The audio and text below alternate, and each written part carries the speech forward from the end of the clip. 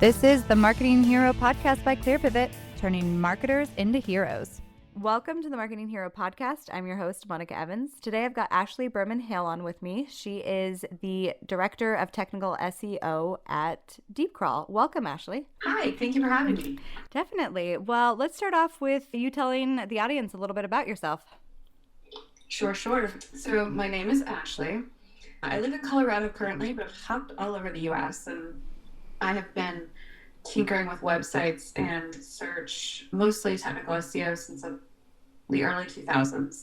I hate to give away my age too quickly there, but it's just something I've loved to do. I actually joke a lot. I have a degree in art history, which I've made fun of on my own, but truly I have learned to approach technical SEO with the same kind of critical thinking and appreciation as my degree, and that has sort of been what's carried me through, especially these last few years as I reflect on it. So I've been in-house, I've been agency, I've hopped around doing my own consulting, but right now I am really loving leading a team of technical SEOs for a SaaS company. And can you tell the audience a little bit about DeepCrawl? Sure. DeepCrawl is a crawler. We're an enterprise level crawler. So if you are looking for a lot of data, that's what DeepCrawl offers. Probably the oversimplification there, but when I used to do a lot more SEO for smaller or medium sites, I use Screaming Frog, which is a pretty comparable tool. It has an amazing set of features as well. We're essentially that, but at an enterprise level. So there'll be a lot more data trending, a lot more reports and analysis, diffing, etc. you can do. But it's an enterprise crawler with a fantastic team, headquartered in London and New York, and full of wonderful people and lots of data. Could ask for more. Yeah, so you've been in the SEO game for quite some time. What kind of changes have you seen with SEO in the last 10 years? So I would love to answer this in two ways.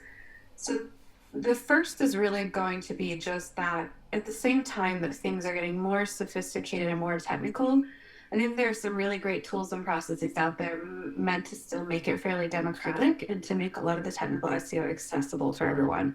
That to me has been a really interesting co-evolution between new technology, newer features, heavier features, lots more reliant on scripts, but then also our tools getting smarter, our web platforms getting smarter. So even though it could all be more difficult, essentially we're able to keep pace with the technology.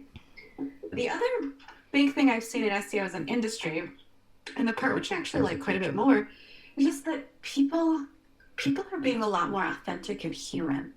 I think we're seeing that in SEO, and that really genuine content that speaks with people, sites that are truly built with the user in mind instead of just, clicks or impressions or ads or anything like that. Those are the sites that perform well and resonate over time. Similarly, people in our industry I think they're warming up to each other a bit more. I think there's a lot more sharing, a lot more transparency. I'm not naive, but I'm absolutely an optimist. But I have seen so many bright spots in the industry, and there's just the trends of what people are recommending to do over the last few years. Yeah, and so I feel like with, the web, you can basically search anything and get any answer you want, different opinions, different all the stuff, and you have competing companies. So if somebody is wanting to build a website or do a redesign within a space that's, pretty packed already, what are things that they should keep in mind in terms of, building that website or that redesign? Ooh, good question. Okay, let me see. I'm going to start with I'm going to ramble some. I like this question a lot. So when they're looking for anything, the absolute most important thing that I would start with is, do you trust the company that you're partnering with to build it? And you have to do a gut check. There are a lot of people out there. I'd ask for references, or I'd see if it's open source and you have a pool of developers to help you, etc. But whoever you're building your site with, it could be someone in-house, but it could also be maybe you're partnering with an agency. Trust your gut. You have to work with people you like. There are going to be hiccups. And then other things to keep in mind. So a lot of sites are reliant on your tech and scripts to do fantastic things. Most of those can be crawled just fine, but there needs to be some thoughtfulness behind it. So if you see someone pitching you, a sharp site, something that looks really modern and forward-thinking, I'd run it through a few tests, like the mobile-friendly test or a lighthouse or something that shows how people's rendering the content, so that you can really easily get a glimpse of how that site's behaving for not just you as a user.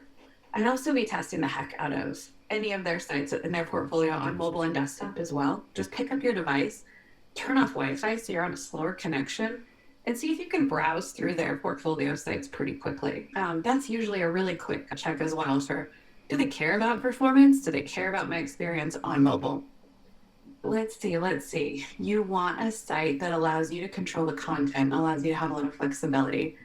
I've worked for some development agencies, and I always hated that feeling when you would essentially just hamstring a client to where it wasn't as easy for them to get what they wanted to do done on their site, so they had to keep paying you. I'm not saying I've been proud of every single job I've had or every company I've worked with, but that was one where I feel like if you're paying for the platform, you need to have reasonable expectations of what it has up front and if it fits your needs. Because it's really not up to the developer to customize everything either. Now, as far as the tech side, yeah, so making sure that crawling, rendering, performance, those are really important. But I would pivot even further to say that you need to be asking your developers or your platform about accessibility. So this means, does it have ADA compliance built into the website so that you have fully functional features for those who have visual issues? So maybe they have some sight disabilities or hearing or motor skills that to allow them to work with phones or different add-ons on their phones to browse your site without problems. It's one of those things where we used to say, hey, it's a nice thing to do as a human, and it is, so you should do it. But beyond this, a lot of bots will render the same way as some of those usability features have, and you don't want to get sued. I mean, if you really don't want to do it for the people, just make sure that you do it for your best interests. Every single website should be visible and accessible to your users. Perfect. And then say once we have like the structure of the website and stuff, how does content and site features need to be structured now when you build that site and redesign? Yeah, plan for growth. That's probably the most important thing to say. But inevitably, your site will get bigger. Same as, usually like when you buy a house, you're going to eventually outgrow that house, right? So you want to get a house that has enough space to it, whether it's just storage space or a bigger yard or whatever is most important to you. You need to plan for growth. So I would spend time up front really thinking about the information architecture on your site. If I had to draw a map or a hierarchy of where the site was, where would I walk? How could I get from one section to another? How could it accommodate, 3 to 5 different growth sectors under each pillar on your site? Don't build a map yet. You don't need to have pages live that don't have good information on it. You build a 5-page website that's banging, and I'm going to love that more than a 50-page website. That's obviously starting very small, but the point is you have to fill it with the good stuff. I wouldn't worry about growth immediately. Just plan for growth and then let that pace really happen organically. Now, the other thing I want to put out is not just structurally, but when you start building your content, just be like a human. We talk a lot about this internally, but you can read content and you can immediately, just as a person, start to gauge whether this is written by another human being that has an interest in the subject matter, or is this outsourced to someone who maybe not as familiar with it?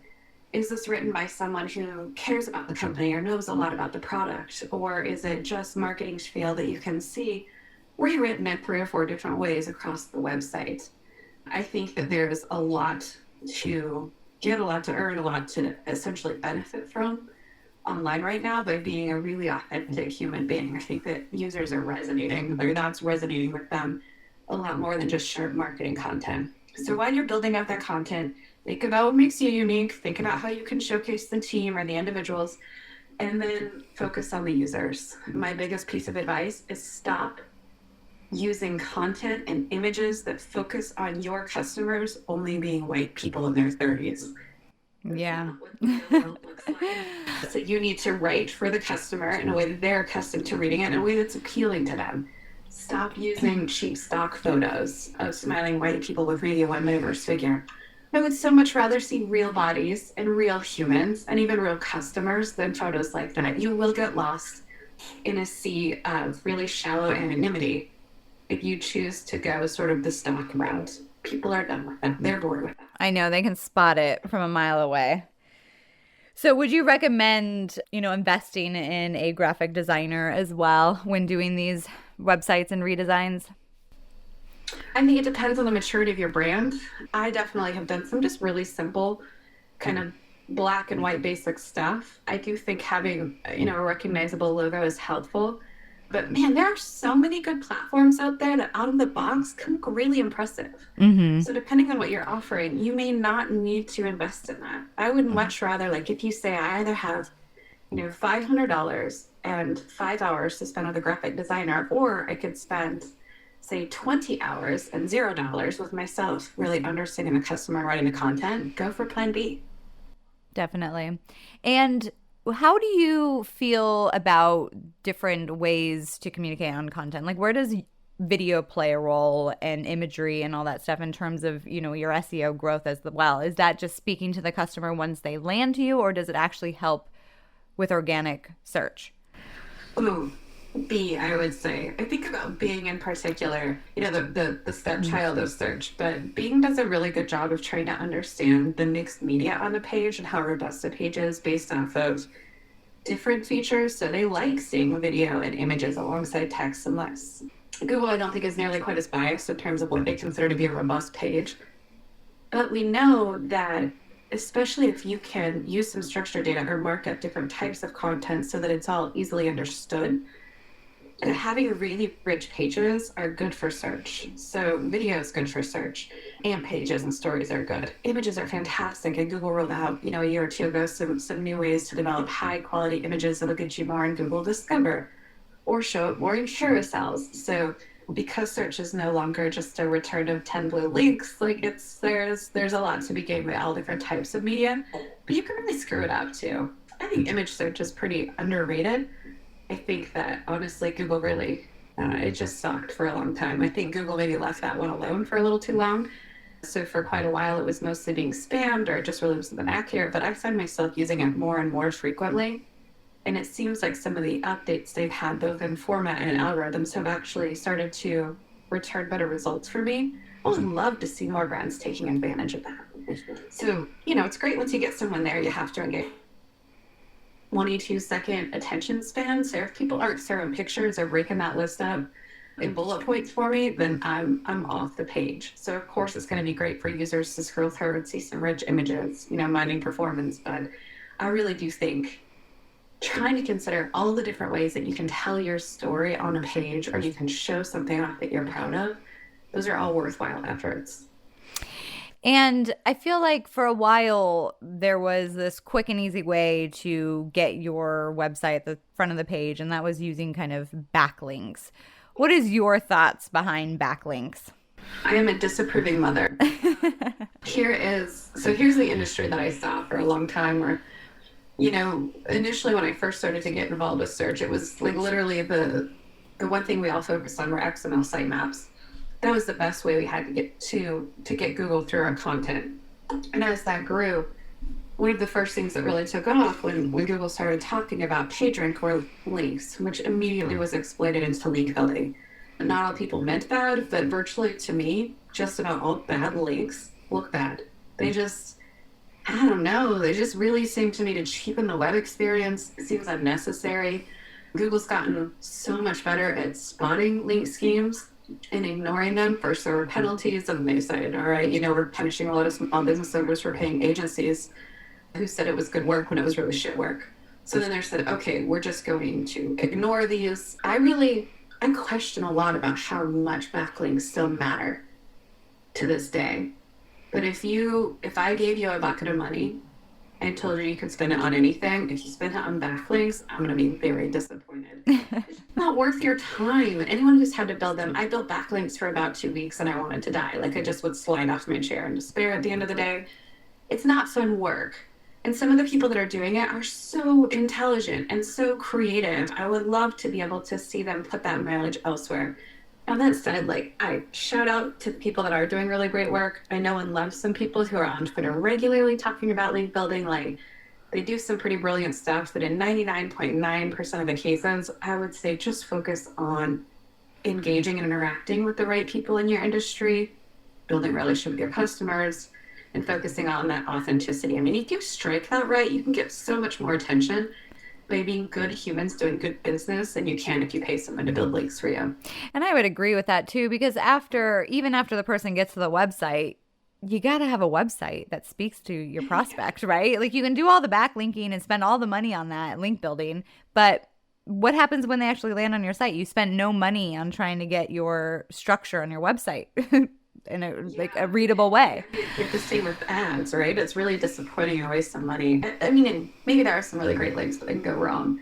I always think of the website, it's a cheesy way to explain it, but it's a house, right? The 10 plus years is the foundation. You need to do it right. It's my favorite part. Like, pour in the concrete, do the rebar. Like, I love building the foundation of the house. Everything on site is really the content. That's your paint, your furniture, everything like that.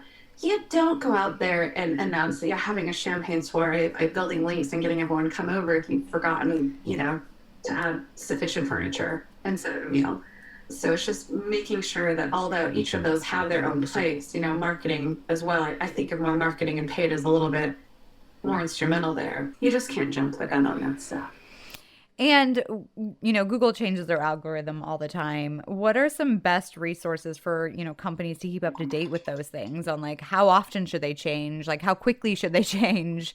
Are they going to drop 20, pages down because they're not keeping up with it? I mean, how often should, companies be crawling their website and making changes? Oh, that's a good question. So I crawl all the time personally, but I work for an enterprise crawler. So that is probably an easier one for me to take that answer. But I think it's really important to always know what's going on your site. Like you have to get a pulse so that when something happens that could be an anomaly, you're able to say, all right, I spotted something small that could be something big. Or you're able to say, I spotted something big, but actually it's not minor. I don't need to spend my time there. So to me, crawling is like that, getting to know you. It's like even though you've been married for 15 years, you spend 10 minutes in the morning asking how someone slept. Like you have to really keep that pulse on the site to keep it healthy. Now, as far as algorithm updates and how often do we need to update your site, I really just depend on the users to tell me a lot about that and the visitors. I don't think you need to go back and rewrite content if the content was great. I don't think you need to publish new content if the content isn't great. I don't think a lot of it has to be that timely, but I do think that you need to be kind of hard on yourself and critical. One of my favorite things to do to torture myself, because I'm an absolute masochist, is to go to my in-laws or my neighbors, hand them my phone, put them on a site and ask them to do a task and stand behind them and don't say a word. That will give you ideas of where the deficiencies are and things to challenge and change versus just saying, oh, I better keep something updated because Google's going to do something. You've seen a lot of older sites where you just find it stays stable. So updating constantly isn't, in my mind, most of the time the key to staying on top. Let's hear a publisher and you publish lots of articles a day, understandable. What about the CMS people choose? Is that something people need to think about? Like, should they go to a Squarespace versus a WordPress versus obviously like there are so many different platforms out there. Does that make a change too? Like, does that help? So I used to say absolutely as far as the tech. And I have shit talked Wix so many times in my life because I've done a lot of volunteering in web forums and people would come to be like, I can't get my site to rank. And there were quite a few Wix people in there, right, who had built a site with Wix, so then none of it could be rendered or could be crawled. WordPress to me was always kind of an easy gold standard. It's just easy to set up. But things have changed. Wix has actually done a lot of improvements and worked with Google, and I see a huge spot in their sites. I recently played with Squarespace for the first time. I really like it. I still think that WordPress is a bit of a comfort zone for me. Drupal is a bit more tech, but also just not as easy to update. So I would be a little less discriminating, essentially. Plus, they all have different templates, different ways to check it out. So I would, instead of worrying too much about Google, I'd worry more about your own comfort level. Get yourself a CMS that you are okay logging into every day. Whether it's integration with tools like GSC, like whatever path you need to take so that you can have a pulse on your site and be paying attention and making improvements, get that one. That's going to be better than one that might be a pinch more technically sound, but that you don't like to log into. Definitely. And then what kind of challenges have you seen companies face starting their SEO game? Oh boy, I think that in general, SEO suffers a reputation issue. whether it's kind of got that snake oil feel or whether there's just a lack of information. And so a lot of the times I'll hear people saying that they need SEO, but what they talk about SEO doesn't actually fall under that category. I don't believe that is the fault of the CEO or CMO. I really believe that it's SEO's job to educate and to be inclusive of different groups, and to talk about what SEO truly is. The biggest chasm to me is that SEO is not marketing. I don't think that it is. In fact, I think that SEO as a field should be co-owned between the CTO and CMO, quite frankly. I don't think it needs to just sit under marketing necessarily, because it's part of just maintaining the house. It's not putting a banner out front and getting people in. It's part of your business. So if you have a brick and mortar, paying the bills and keeping your electricity and plumbing sound, that's SEO for the website. We want to keep your site functional. So it's usually folks that are going out there with different definitions, so they just might be not understanding SEO. The thing that catches their eye, or maybe they've seen, are these articles that talk about quick SEO or talk about link building or things that they need to do or say. Those are everywhere. You will find yourself educating and combating false information with companies that start SEO probably 65% of the time you spend with them, and that's okay. I do think that for anyone that is starting that SEO game, find people you trust. Always look at multiple sources, just like with performance and analytics, and do a gut check. I just think it's our job to really try to bridge the gap there. And I think it's the job of the companies, anyone who's looking to invest, is to be very thoughtful about where you put your money and understand that it's more of a long game than it is a short-term ROI game, like pay-per-click, for example. Yeah, that's interesting you say that, because I do think a lot of the time it does fall under marketing. And marketing is dealing with campaigns and all this stuff, and they need the website to work as is, but some of them aren't as technical or know the back end that well. And I feel like they're struggling to try to maintain that as well and not really knowing how to do it. So, It's unfair for the marketing team to put that on their plate too. It truly is. Because, SEO is not just the marketable content and landing pages and the ways to convert and the way to really dazzle users. A lot of it's just under the hood how stuff is built. And historically, I can tell you that the sites that I've consulted with, they get more done when SEO is owned by the product team or co-owned versus marketing having to own all parts of it, including tech SEO, because marketing often has to go make the arguments to other parts of the business to get that money or to get that priority. And I don't think that that's always fair. So it's not saying that marketing can't handle it as much as that it's an awkward fit. It's evolved that way, but I would challenge it. I think we need to tease at least some of that out and have that be a real place of reckoning and relationship building between technology and marketing in a company. yeah, I definitely agree with that. And companies, when they start SEO too, like for instance, the link building, they think it's a quick fix, it gets them up. But how long does it, if you set up your website right, you get your content structure, all the stuff, how long does it normally take until you see organic growth? That's a really good question. It's a tough one to answer. Obviously, I'm going to say the SEO thing, it says it depends, but I think if you have structured your site well and have gone live with a handful of pages that are descriptive and accurate and you're mindful of that, you'll start seeing traffic really shortly. Then for you, what's going to be most important is to start paying attention to the data and kind of fine tuning the content, figuring out where you can grow, having that plan.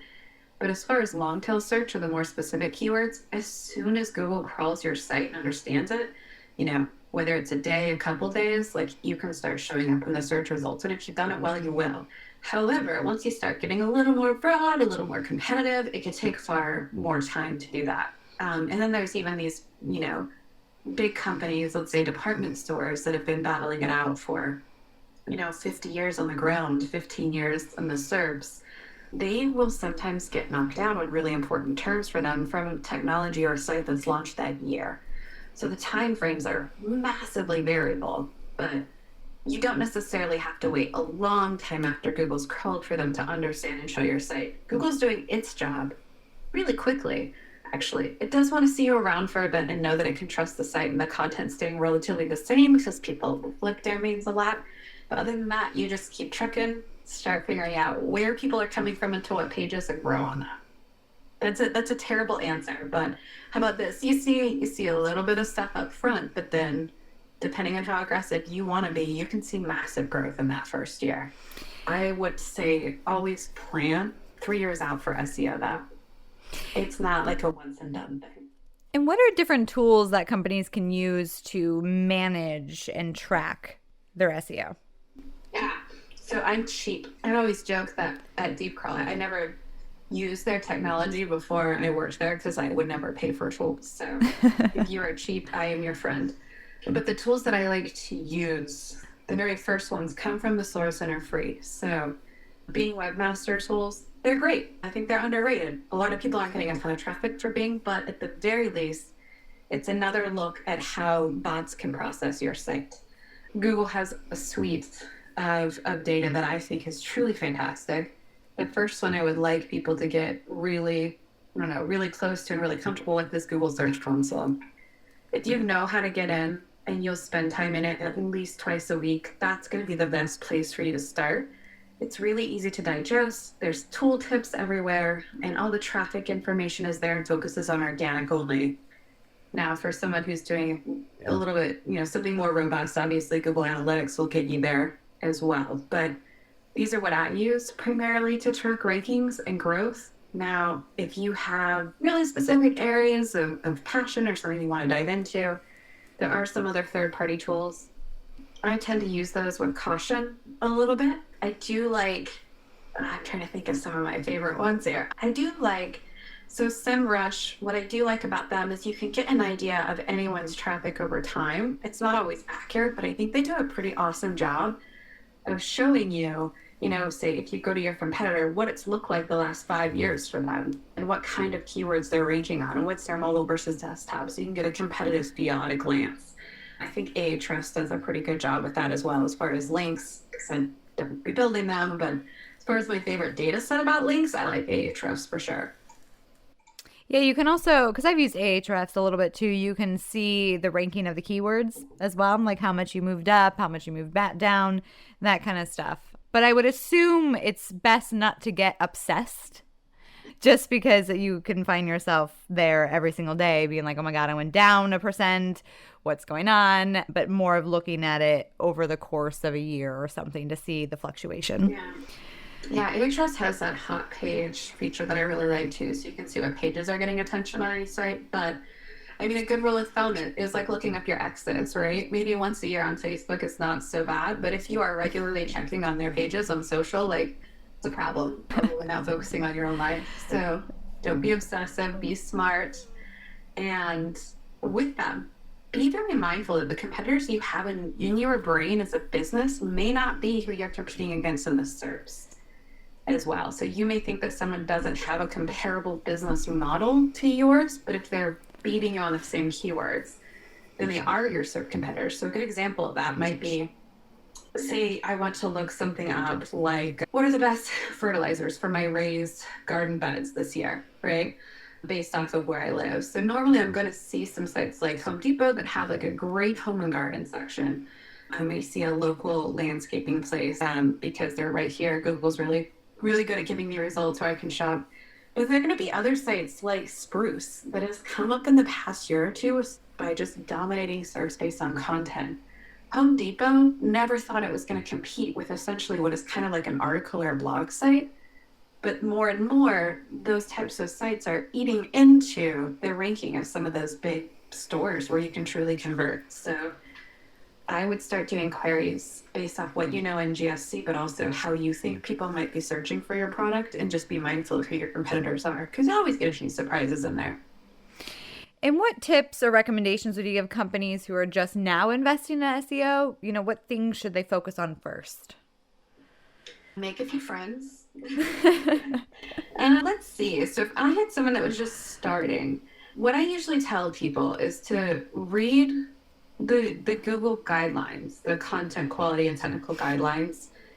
They also used to have this SEO starter PDF that I think went away and is kind of replaced by the guidelines, but I think it's really important to have a foundational just base of what do search engines expect and want, because that's one of those areas that can be very mixed up in the beginning is, what truly is SEO. start with that and know where your resources are. So for me, there is a Google Search Central like community hangout where people can go and ask questions, and you can get Googlers or volunteers to answer questions. I've spent hundreds of hours in those places because I have a lot of questions. So don't ever be ashamed to ask them because other people have had them too. And then I mean, everyone has their own areas where they like to learn about it. I'm on Twitter. Most of my Twitter is nonsense. However, I have found a couple dozen people on Twitter that I think are just smart as hell and doing amazing things with SEO and experiments and questioning the status quo. And I like to get information from them, but I also like the way that they challenge my thinking and keep me fresh. I think that it's important from the start to do that because you are probably going to get bored or frustrated at some point. Like you can really, it's like any job. You're not going to be inspired all the time, but there is a really amazing community around SEO that can help keep help keep that interest lit. Otherwise, like I said, the first thing I want you to do is to map out your site, the content, what's going to live where. Don't be afraid to spend a few days with a whiteboard or with, like, I do just a mass load of cut up note cards around my floor with every different thing that I rearrange. Those are really good exercises before building that site. And then just stay on your phone. I sound like a bad mom now. Stay on your device. Go look at what others are doing, especially on mobile. I don't care if you ever look at your site or another site on desktop again. But you absolutely must go look at your site and other people's sites on your phone. We do that a lot in SEO. We forget. We're working on our laptops or our desktops all the time. We forget that how people are experiencing our content is on the phone. Yeah, I mean, we spend all of our time on the phone. So if they're, I mean, I was just browsing today, like shopping, and I get so frustrated if it's not loading properly or the images aren't showing up or whatever. I end up leaving the site, going somewhere else out of frustration. People aren't as loyal as they used to be. Like, No, they have so many that's okay. options. Huh? They have so many options now. They don't have to be loyal anymore. Yeah, yeah. And it's like in a way that's, I think, for some people kind of sad. Right. But in another way, it's kind of amazing. I think it puts the impetus back on the companies to actually reinvest in what delights the users. I do want people to want to win my business, right? I do want to feel listened to when I email in or when, I'm part of groups that are demanding, say, more diverse representation, that we start to see that. And I think it's really heartening for newer businesses to say, like, there's definitely a place for you. There are definitely ways for businesses to break through and get involved.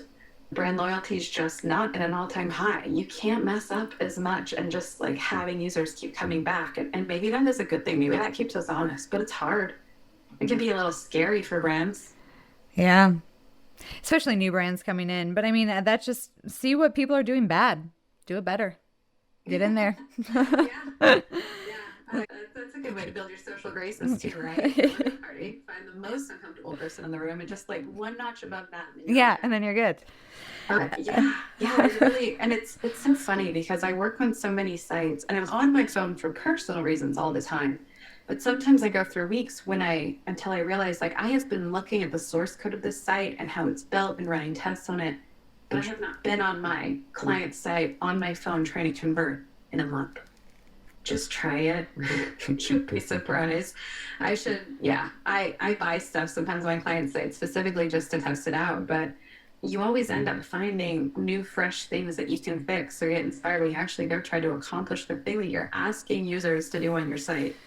Like, when was the last time you truly bought something from your site? When is the last time you went top of funnel all the way to converting on your site, on your own, on your phone? Sometimes we forget to do that when we're working for a site.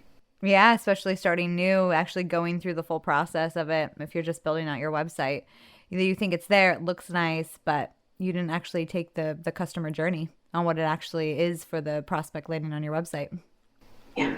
And I mean, that's what they come to you for. I feel like I was looking at Clearbit and there's some really amazing stuff on this site. That customer journey part of it to me is, it's just like this magic when it happens well. It can all really come together in a really like almost pleasing and comforting way. I'm one of those people where if people trying to hard sell me, like when Target asks you 3 times for a red card, I just about like lose my temper. I'm like, Yeah. No, stop talking. But when I have a website that, creates that calm confidence and can flow through the site, that's really incredible. And I think the only way that we really find that is if we're starting from the top and going through it, that's when we can find the weak points. Like that, I do tech SEO, and that's fine. It's freaking fantastic, and I love it. It's not nearly as complex as understanding the user journey and really tailoring that experience to people. Well, I really appreciate you hopping on the call. I know you mentioned that you do some nonprofit work. You want to tell the audience a little bit about that before we wrap up? Yeah, I do. So I have been part of a group that has launched a nonprofit, I think like 2 weeks ago. We're pretty new here. So I've launched it with Zinnia Johnson, Amanda Jordan, Jackie Chu, and Jamar Ramos. That's our board. And we have launched a nonprofit called United Search. You can find it at unitedsearch.org. And this is a very simple nonprofit. It's a speaker incubator. So all we're trying to do is to get more diverse speakers on stage. So more first-time speakers, more women, more people of color, more, I guess, levels of disability, of ageism, like everyone we can think of that's not just like, don't mind me saying so, but SEO events are the 40, same white guys and the same 5 women. We wanted to shake things up a little bit. That's amazing. Yeah, so it's just a speaker accelerator.